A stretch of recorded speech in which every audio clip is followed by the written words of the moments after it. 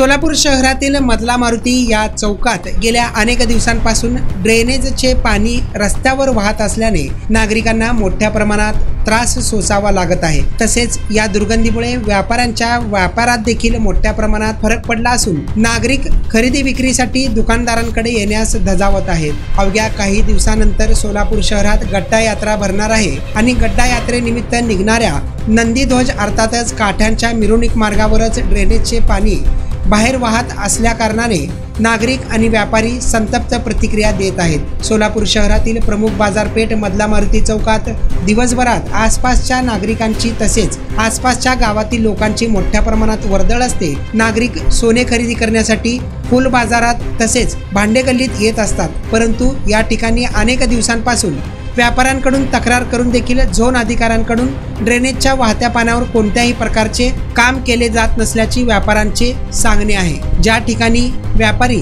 फुलांचा व्यापार करतात त्याच ठिकाणी फुलांचा सुगंध येण्याऐवजी ड्रेनेजच्या घाण पाण्याची दुर्गंधी पसरली आहे। नागरिकांना याचा मोठा फटका बसत असून झोन अधिकारी आणि महापालिका अधिकाऱ्यांनी तात्काळ या ठिकाणच्या ड्रेनेजची समस्या कायमस्वरूपी मिटवावी अशी मागणी मधला मारुती व्यापाऱ्यांकडून करण्यात येत आहे।